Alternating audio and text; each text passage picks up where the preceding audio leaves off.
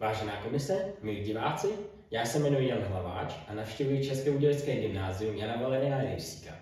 A rozhodl jsem se napsat práci na téma Vývoj a řízení robotické ruky s návrhem antikolizního systému, které spadá do oboru 10, elektrotechnika, elektronika a telekomunikace.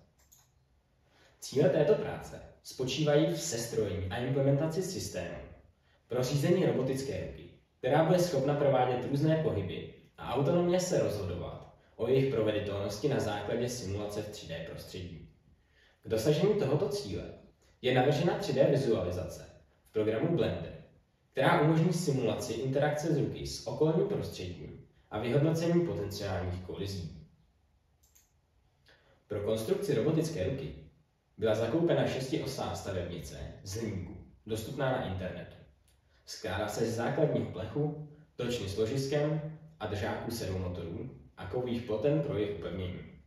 Tento systém byl vybrán pro jeho jednoduchou montáž a připravenost ke složení, avšak neobsahoval servomotory, které bylo nutné vybrat samostatně.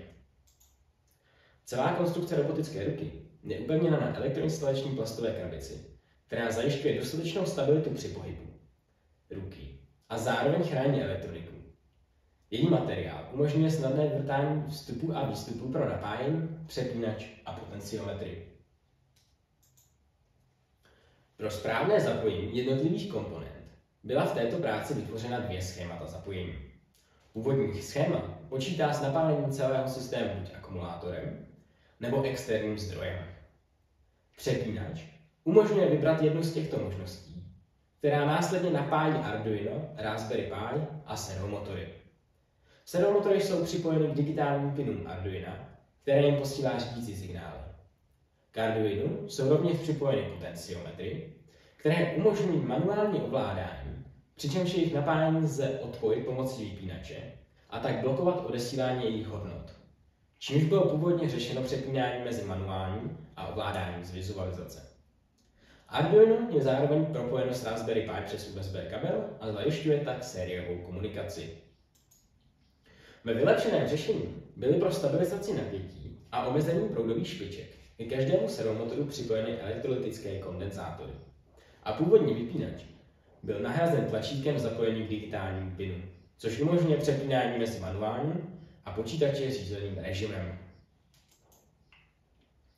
Jak již bylo zmíněno, byla vytvořena 2 schémata zapojení a proto musela být vytvořena i 2 softwarová řešení, která jsou založena na sériové komunikaci, přičemž vylepšená verze navíc ještě využívá komunikaci pomocí UDP paketů. Původní řešení z mé seminární práce spočívalo v nahrání knihovny Standard Firmata do Arduina, která umožňuje obousměrný přenos datových balíčků po sériové lince.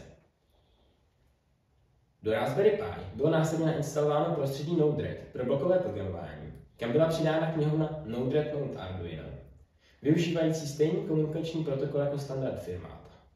A veškerá logika pohybu byla tedy řízena pomocí Node-RED. Což znamená, že hodnoty z potenciometrů jsou nejprve odesílány do Arduina, odkud si je vyžádá Raspberry Pi, které je zpracuje a následně posílá zpět do Arduina, jež data předává servomotorům. Což je poměrně neefektivní a systém nejde využít bez Raspberry Pi.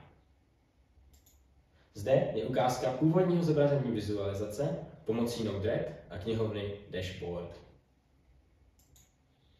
Ve vylepšeném řešení jsem proto napsal vlastní kód v C++, který byl nahrán do Arduina, a zároveň jsem vytvořil kód v Pythonu běžící na Raspberry Pi.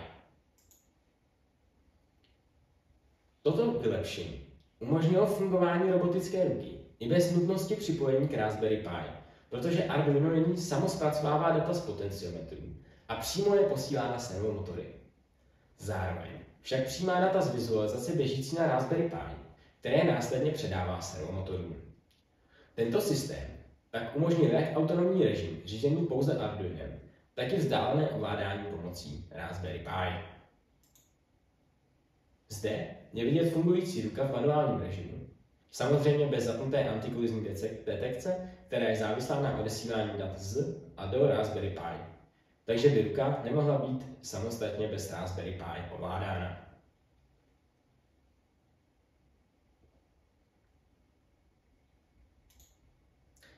Teď je ruka přepnutá do ovládání z vizualizace, opět bez zapnutého antikolizního systému.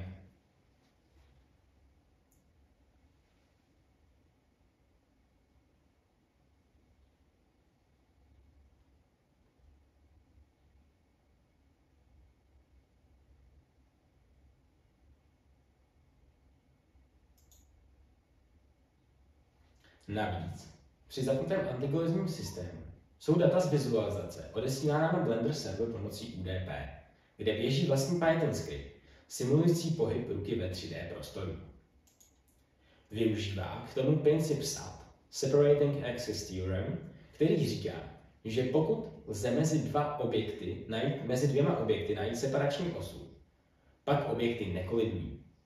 V případě 3D objektů se tento koncept poté rozšiřuje na separační rovinu, což znamená, že pokud existuje rovina, která rozdělí dva objekty tak, že se jejich projekce nepřekrývají, pak ke kolizi nedochází. Pomocí tohoto systému se detekuje, zda se ruka dostala do kolize s okolním prostředím a výsledek této analýzy následně posílá zpět do Raspberry Pi. Na základě této informace Raspberry Pi buď povolí odesílání dat do Arduina, což umožní pohyb servomotorů, nebo je v případě detekované kolize zablokuje, čím zabrání nežádoucímu kontaktu s překážkami. Výhodou tohoto řešení je, že na kolizní pozici se může dotazovat jakákoliv stejně sestrojená a naprogramovaná ruka. Zde je ukázka fungující ruky se zapnutým antikolizním systémem, kdy systém vyhodnotí kolizi s okolím, tak se ve vizualizaci rozsvítí červený text Collision Detected a neodešle polohy serv do Arduina.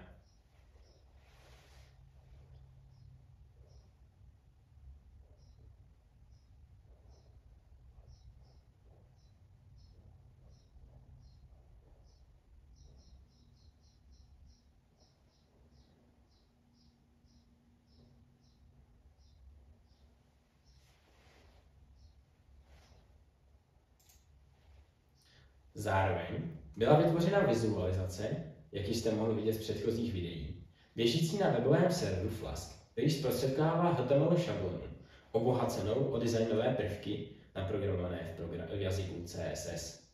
Jako backend byl využit JavaScript, který umožňuje dynamickou aktualizaci dat a interakci s uživatelem. Tak toto tedy ještě vypadá, jednou vizualizace.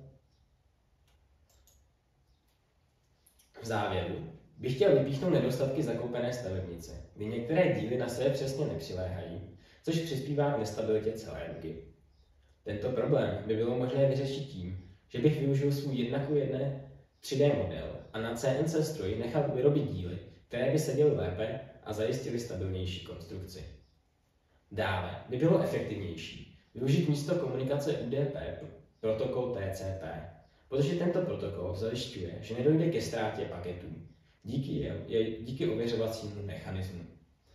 TCP navíc dokáže zajistit sekvenční doručování dat, což znamená, že příkazy budou zpracovány ve správném pořadí, což je klíčové pro synchronizaci pohybu servomotorů.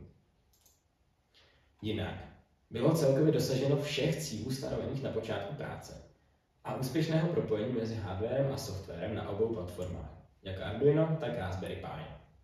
Byla vytvořena 2 fungující softwarová řešení, která uživateli umožňují intuitivní ovládání robotické ruky nejen pomocí potenciometrů, ale i prostřednictvím webového rozhraní.